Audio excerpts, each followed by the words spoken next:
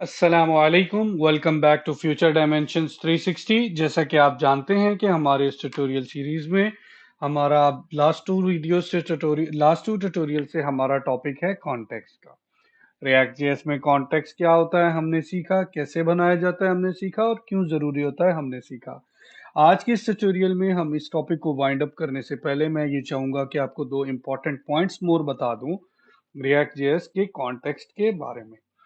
तो आइए जी move on करते हैं। मैं क्या करता हूँ, मैं इसको यूजर प्रोवाइडर को कमेंट आउट करता हूँ और ब्राउजर में चला जाता हूँ। देखें जी, हेलो के बाद अब मेरे पास किसी किस्म की कोई वैल्यू अपीयर नहीं हो रही, जबकि रिएक्ट जेएस आपको ये फंक्शनैलिटी देता है कि आप अपनी किसी भी कॉन्टेक्स्ट की डिफॉल्ट वैल्यू को सेट कर सकते हैं। इन केस आपने प्रोवाइडर से कोई वैल्यू नहीं पास की तो वो अपीयर हो जाती है। तो कैसे करते हैं जी, ये क्रिएट कॉन्टेक्स्ट की जो पैरेंथेसिस होती हैं जिसके अंदर डायरेक्टली आप वैल्यू को पास कर देते हैं। मैं यहाँ पे रिएक्ट जेएस ट्यूटोरियल्स को पास कर देता हूँ जी। अब देखें हमारे पास hello react JS tutorials appear होना शुरू हो गया है।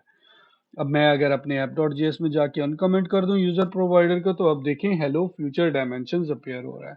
अगर आपने प्रोवाइडर से वैल्यू पास करवाई होगी तो वो वैल्यू अपीयर होगी, नहीं तो डिफॉल्ट वैल्यू अपीयर हो जाएगी। तो पहली चीज थी आपके पास डिफॉल्ट वैल्यू रिएक्ट जेएस के कॉन्टेक्स्ट में कैसे सेटअप करते हैं। सेकंड चीज मैं ये ऐड करना चाहूंगा जी, आप क्या कर सकते हैं, आप जो रिएक्ट जेएस के अंदर क्लास कंपोनेंट्स हैं उनको डायरेक्टली कॉन्टेक्स्ट टाइप भी असाइन कर सकते हैं। कैसे, आइए देखते हैं। इसके लिए आप क्या करते हैं, सबसे पहले अपनी कॉन्टेक्स्ट को एक्सपोर्ट करते होते हैं जी। एक्सपोर्ट कर लेते हैं हम, एक्सपोर्ट डिफॉल्ट, और डिफॉल्ट में आप यूजर कॉन्टेक्स्ट को डायरेक्टली एक्सपोर्ट कर लें। ठीक हो गया। जी में तो हम ऑलरेडी कंज्यूमर को यूज करें, हम एफ में इसको यूज कर लेते हैं।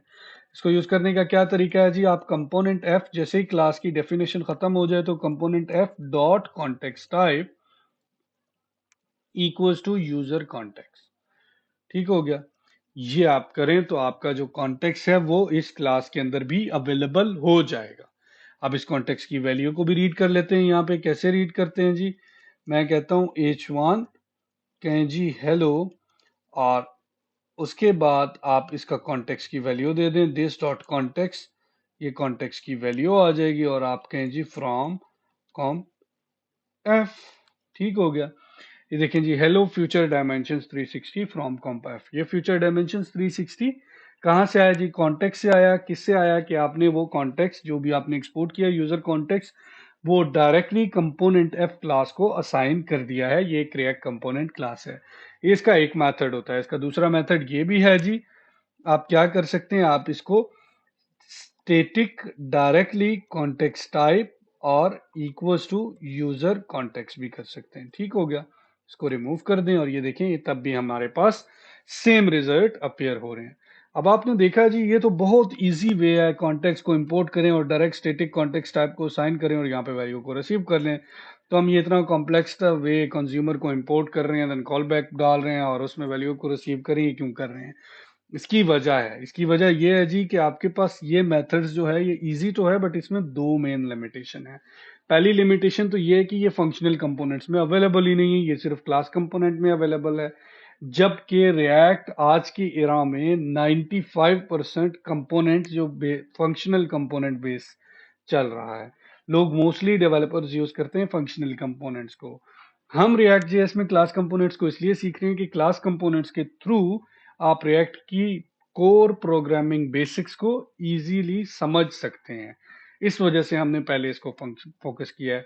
Functional component easy to use होते हैं जी, इजी टू कोड होते हैं, इसलिए लोग ज्यादा वो यूज करते हैं। तो ये तो मेथड अवेलेबल ही नहीं है उसमें। पहली लिमिटेशन ये हो गई। सेकेंड लिमिटेशन ये हो गई कि एक टाइम पे आप एक कॉन्टेक्स्ट असाइन कर सकते हैं। कैसे, आगे आए जी मैं आपको बताता हूँ। मैंने एक नई फाइल प्रोवाइड बना लीजिए करेंसी कॉन्टेक्स्ट की। ठीक हो गया। अब मैंने डॉट जेएस ये बना लिया। यूजर कॉन्टेक्स्ट से मैं अपना कोड कॉपी करता हूँ, करेंसी कॉन्टेक्स्ट में आके पेस्ट कर देता हूँ, कंट्रोल सी कंट्रोल एफ, और इसको मैं पेस्ट कर दूंगा करेंसी से। ये देखिए मैंने करेंसी का कॉन्टेक्स्ट बना लिया डायरेक्टली। ठीक हो गया। इसमें डिफॉल्ट वैल्यू मैंने क्या दी, डिफॉल्ट मैंने दे दी यूएसडी, यूनाइटेड स्टेट्स डॉलर। अब इसको मैंने डायरेक्टली आप कंज्यूमर के अंदर नेस्टेड एक और कंज्यूमर प्रोवाइडर के अंदर एक और प्रोवाइडर भी प्रोवाइड कर सकते हैं। मैं कहता हूं जी user provider, sorry user not user provider, currency provider. Currency provider है जी मेरे पास, और उसके अंदर मेरे पास कंपोनेंट सी आएगा जी। ठीक हो गया। वैल्यू क्या रहेगी करेंसी प्रोवाइडर की जी, मैं कहूंगा यूरो रहेगी जी। ठीक हो गया। अब जब मैंने इसको इधर रिसीव करना है कंपोनेंट एफ में, तो मेरे पास तो और कोई मेथड और कोई वेरिएबल ही नहीं है जिसमें मैं कॉन्टेक्स्ट टाइप असाइन कर सकूं। एक ही वेरिएबल है स्टैटिक, और उसमें मैंने ऑलरेडी यूजर की कॉन्टेक्स्ट टाइप असाइन कर दी है, तो ये तो हो गई लिमिटेशन। अब जब दूसरा मेथड है, दूसरे के अंदर मैं क्या कर सकता हूँ, मैं इजीली क्या कर सकता हूँ, इसको यूज कर सकता हूँ। कैसे? मैं आराम से अपना करेंसी कंज्यूमर जो है वो उसको इंपोर्ट करता हूँ, अपनी कॉल बैक को कॉल करता हूँ, और मैं कहता हूँ जी करेंसी की वैल्यू दे दें जी, करेंसी इक्वल्स टू दिस। अब मैं जरा इधर जाऊं तो ये देखें, hello from future dimension currency euro show हो गई। तो ये 2 पॉइंट्स थे जी जो मैं लाजमी ऐड करना चाह रहा था आप लोगों के लिए। आई होप कि आप लोगों को समझ आई होगी डिटेल में। In case of any question आप हमें कमेंट करें हमारी वीडियो पे, हमें मेल बॉक्स में मेल भी कर सकते हैं। तो अब तक के लिए इतना ही, इंशाल्लाह मिलते हैं नेक्स्ट ट्यूटोरियल में। Thank you, Allah Hafiz.